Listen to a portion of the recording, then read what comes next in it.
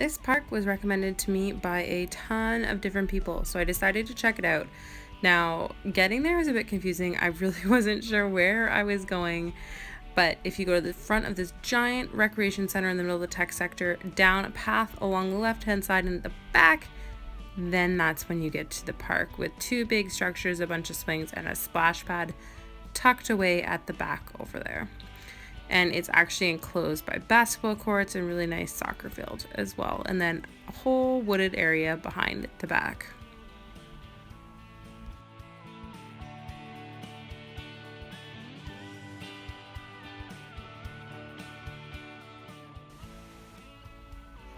One thing I think you'll notice when you're looking at all of these videos and pictures is that there is almost no shade in this park, and it was only 25 degrees today and it was hot.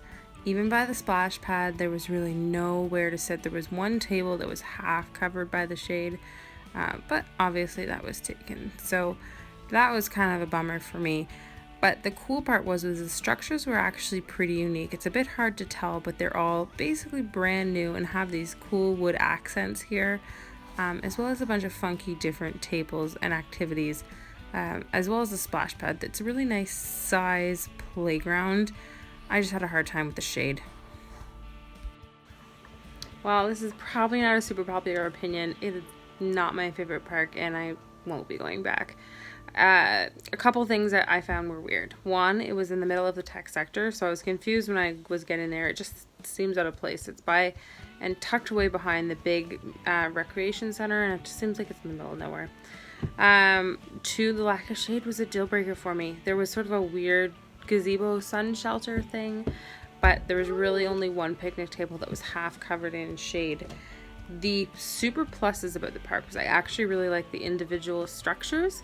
They were new, they were clean, she enjoyed them, but the other two things were just sort of deal breakers for me. If you don't mind the sun,